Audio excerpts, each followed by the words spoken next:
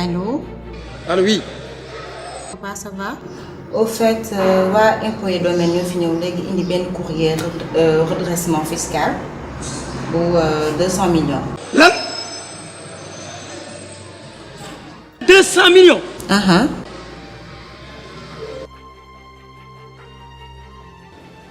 loolu kenn moo ko indi ci bureau bi. waa impôt et domaine. mi ngi nii sama bureau nii. waaw. Allô? Allô, tu es là, papa? Allô?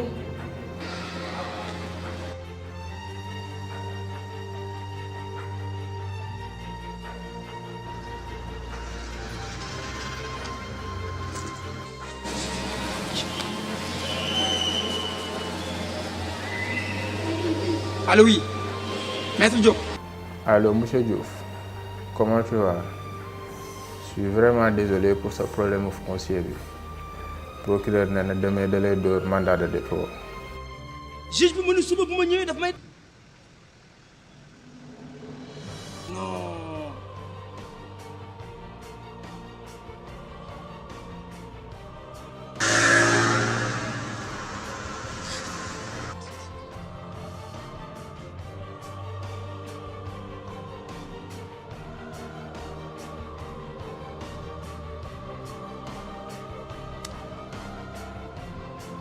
Café, awa café. Kena, lo yang majalah kena café. Kapan nang? Ada apa problem di pasar rai? Nang. Ayo café. Ayo café. Café ya.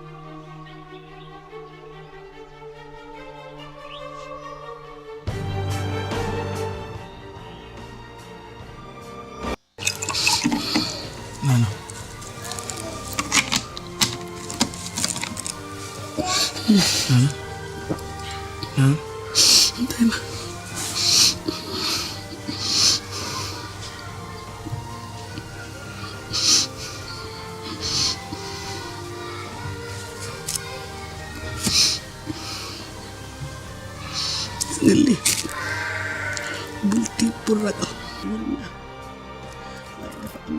yàlla na yàlla dolli li ma liggéey ki sa kër baay gi yàlla na ko sëmb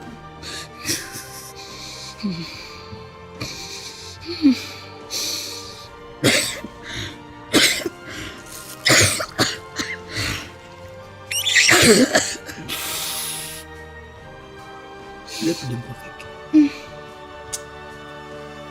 boo fekkee ni sonn sama kër baay gi danga ko def te yàlla rek tax ak man coono bu na fekk la fi nga muñ ko mettit bu na fekk la ci kër gi nga muñ ko ndax man yàlla mënut a jël lu baax mukk wala teraanga di ko dotti ci sama kaw nga koy wute mënut a nekk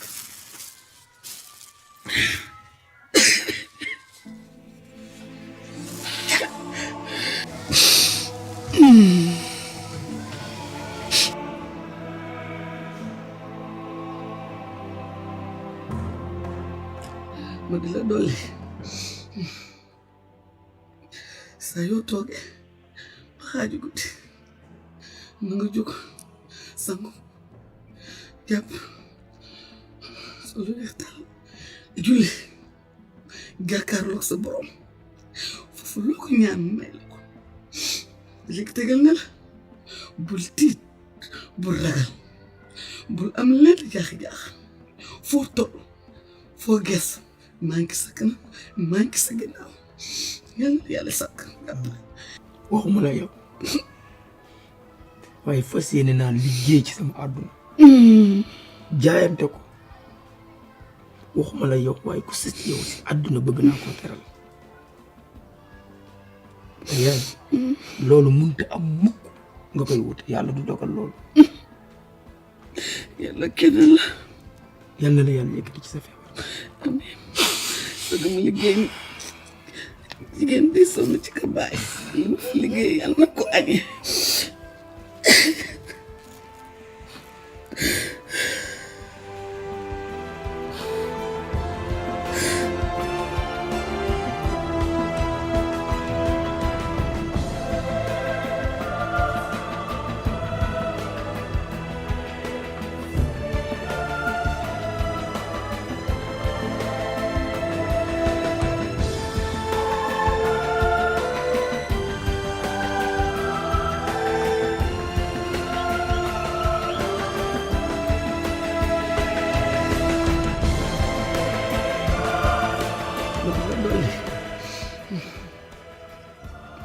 saa yoo toogee ba xaaju guddi mu nga jóg sangu jàpp solu wextaan julli jàkkaarloog sa borom foofu loo ko ñaan mu may léegi tegal na la bul tiit bul ragal bul am lenn jaax-jaax foo toll foo ges maa ngi sa kanam maa ngi sa ginnaaw yàlla na yàlla sàkk yàlla na yàlla doole li ma liggéey ki sa kër baay gi yàlla na ko sonn.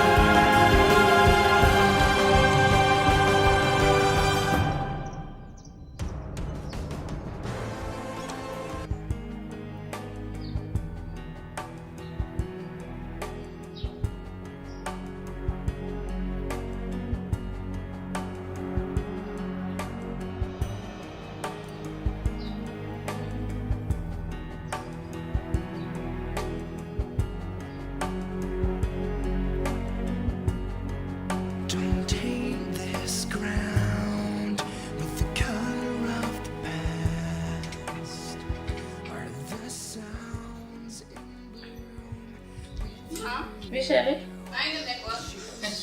Ouais, d'accord. Ndiaye.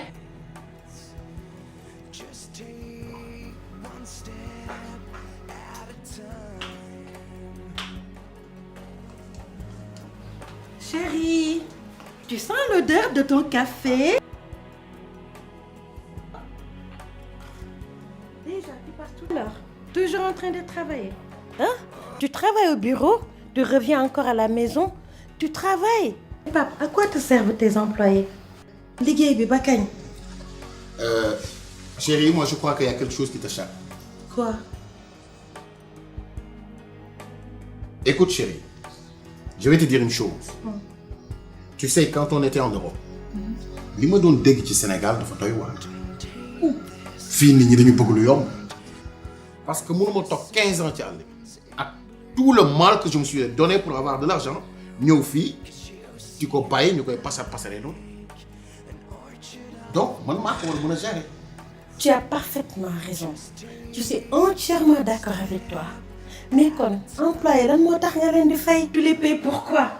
Yaa ngi jël sa xaalis wut ay employé di leen fay. Si toi-même en retour yow yaa dema def le boulot à leur place, pourquoi tu les payes? Quand même boo ñëwee si kër gi consacre-toi à ta famille, à ton épouse, tes enfants. Soo demee bureau nga liggéey. Ndeye? Oui? S'il te plaît.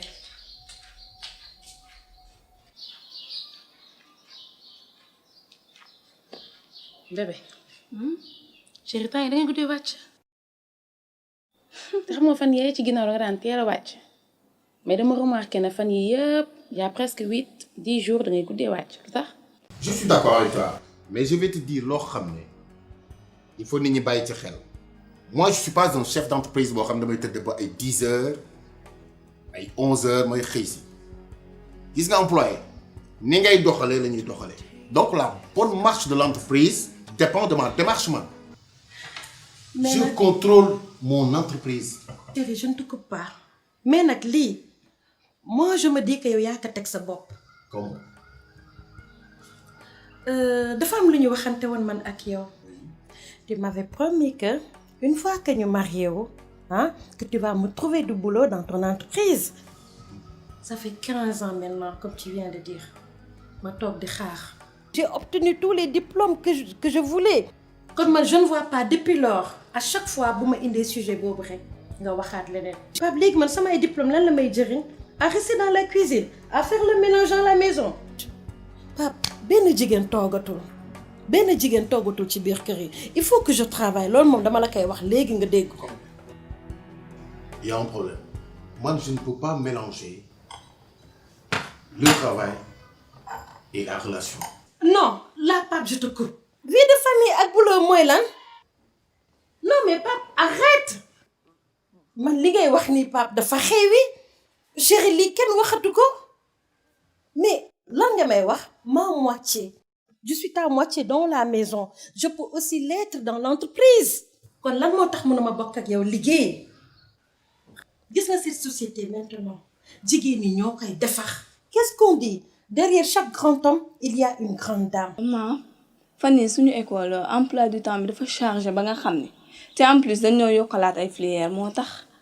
loolu dong la. d'accord mais loolu bu amee nga wax ko say parents. ñu xam lan moo tax ngay guddee. xam nga mbedd mi dafa doy waar. da ngay def ci sa doom jikko sax mu génn ñu changé ko. loolu kese la waaye du dara. Ah, mais quand on parle de l'émancipation de la femme, mais lan moo tax ñu di ko wax? Maintenant, ce sont les femmes qui gèrent la société. Ce sont les femmes qui gèrent les plus grandes entreprises du monde. Mais maintenant, fu góor mën a taxaw rek jigéen mën na taxaw. Duma la fi nekk naan dama lay citer ay 50 000 exemples. Chérie, aux États-Unis, mais on voit Hillary Clinton qui veut devenir présidente. Mais loolu c'est du bonheur. Ça montre que maintenant les femmes sont engagées. Mais attends, Mimi Touré, il a été Premier ministre. Adja Mbengue Zambo, elle gère une très grande entreprise à Dakar et elle a plein d'employés. Et c'est une femme. Chérie, les femmes se battent maintenant pour réussir. Les femmes se battent maintenant pour occuper les places que les grands hommes occupaient avant. Man, je veux faire partie de ces femmes-là. Chérie, man, je veux être leader. Demain, suba, quand je serai morte ou plus vieille que ça, on dira que Ndeye Sine Sall a été leader et a réalisé telle ou telle chose dans ce monde. Et ce n'est pas en restant dans cette cuisine que je vais le devenir. dañ ñaan yàlla incha allah nga nekk une future maman xanaa yow ñaanoo yàlla nga génn ñu naan sa doom sa yaay daal lii la fi def wala nangam la fi wax xam nga rafetul. yaay moom loolu moom rafetul mais xola bul am benn souci si loolu na sa xel daal dégg nga. xam nga soo amee sa fas. lu mu daw du tee nga làbbali ko. loolu moom sax góorgóorlu defal loo mën sama yaay baax na sama baay baax na. baax ki sa bopp moo ko gën. Allez, passe une très bonne journée. Allez, à ce soir. Allez, bye. Ciao.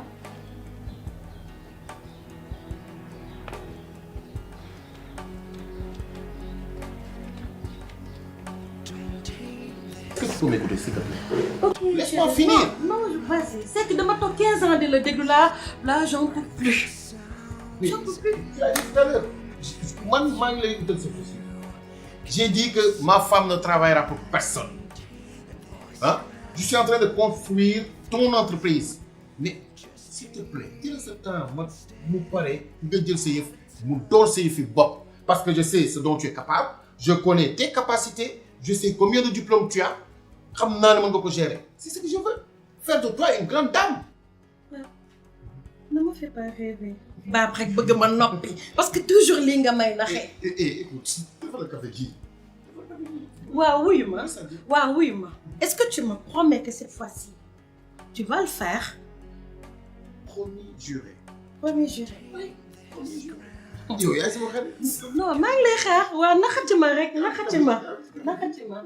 Allez, voilà ton café. Voilà. Merci. Léegi maa ngi dem. Je vais aller dans la cuisine rek comme man foofu mooy sama bureau. Je vais aider Mamita, elle est là-bas. Bàyyi wax yooyu. Ay wax yi ñaaw. Ay ça. Viens ici. Allô? Allô, chérie. Ça va? Foo nekk? Ah là, présentement, je suis chez moi. Hein. Non, on se fixe un rendez-vous. Ouais, écoute, voilà, c'est ce qu'on va faire. Je te rappelle, on se fixe un rendez-vous quelque part, d'accord? Voilà, c'est bon. C'est bon.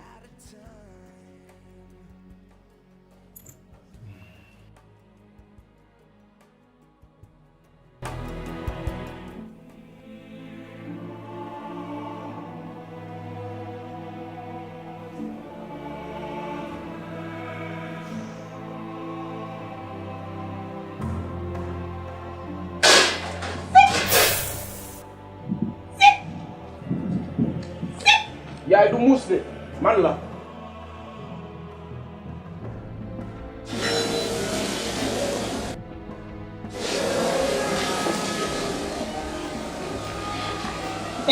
waaw looy def nii. waaye damay ren.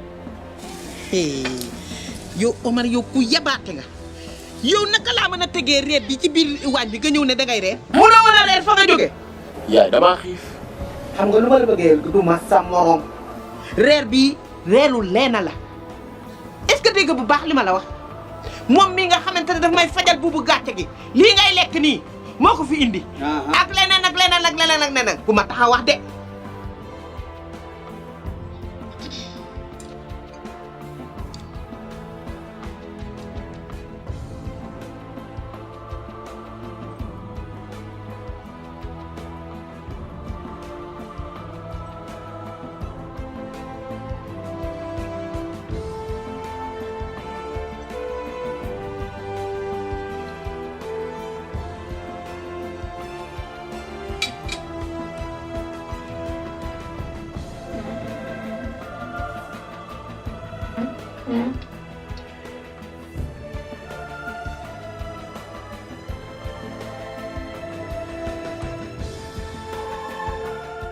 lu xew.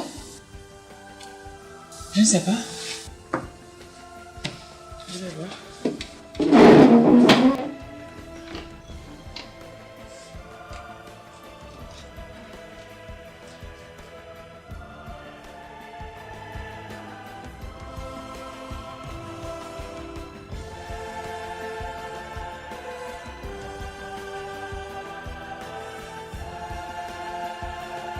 yow Omar ku yabaate nga.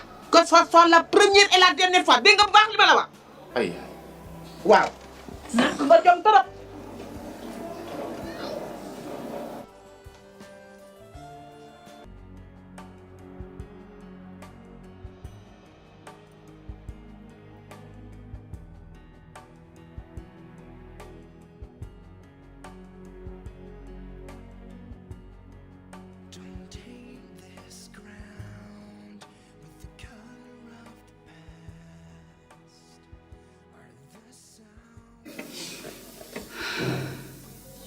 Papa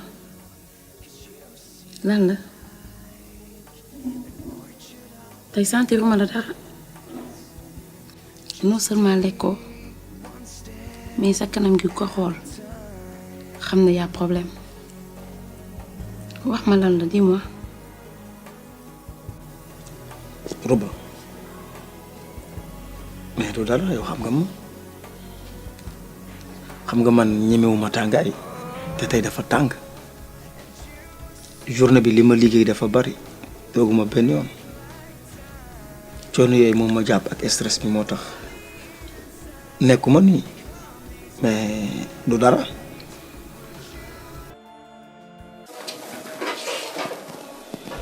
waa papa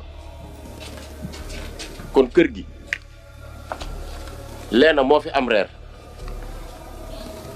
waaye man awma fi reer. Omar may ma jàmm dimbali ma ci wax ji Omar yow xam nga ban heure la ñuy taaj reer fii ci kër gi lu dox sa digganteeg bu heure bi jotatee nga ñëw toog fii reer comme ñëpp Omar dangaa war a góorgóorlu Omar su fekkoon ne mën naa soppi damay def Léna taaw rétrograde la nga nekk deuxième.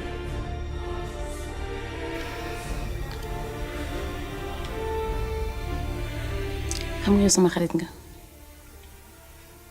te xam naa la bu baax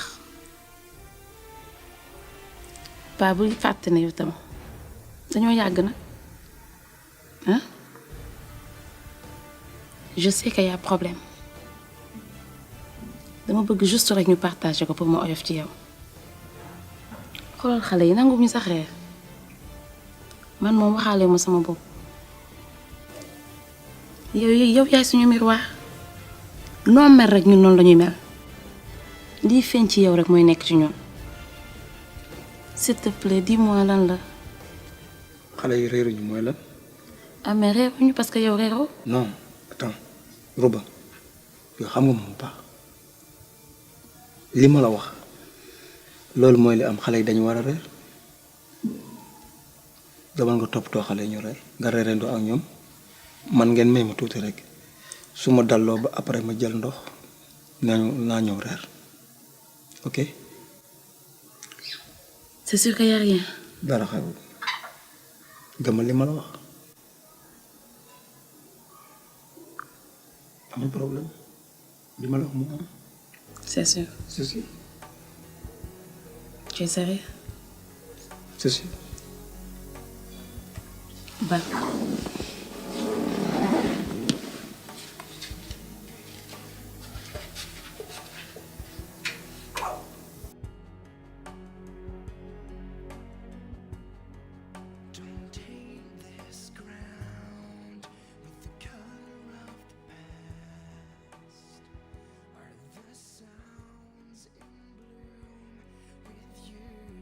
procureur ne demee mandat de dépôt. aha kay ndax yow defoo dara sa métier lu dul naan ataaya bëloot ah ak tuxantey mego loolu du àdduna loolu du àdduna Omar góor lool jéem a la fas jom fasal jom soo bëggee reer nag del ñëw heure reer bii nga doon jël Léna ko moom ndax moo fiy def dara Omar sa nawlay taaw yëpp ñooy joxe li seen waa kër di reer sama moroom yi fi ne yëpp seeni taaw ñoo yor kër yow nga bëgg a nekk fii rek jàppoo ko ci grand place yi bëloot ak a werantey football ñooña ngay werante ñooñu ngay football ñoom Messi ak ñooña ak ñoom Sadio Mané ña ngay fayu seen weer toog leen ci grand place bi rek di Sadio Mané Diao Baldé Keita ak keneen ak Messi ki ak dimbali ñu yow saa bu maag sa yaay saa bu sunu sidditu kanam jógee du kenn yow la coow lu fi am ci kër gi yow la liggéey leen ci yéen la réew mi soxla yéen la réew mi yaakaare pour mu dox may ñu jàmm Omar may ñu jàmm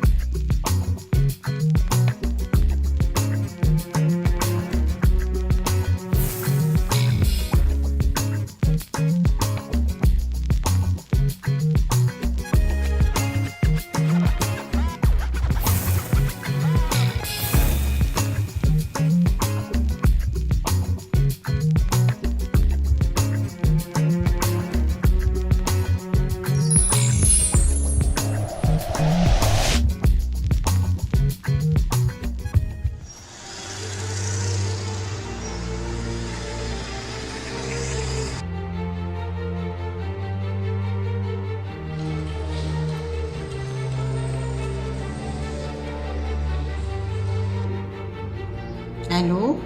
Allô, oui. Papa, ça va? Au fait, waa impôt et domaine ñoo fi ñëw léegi indi benn courrier redressement fiscal bu 200 millions. Lan?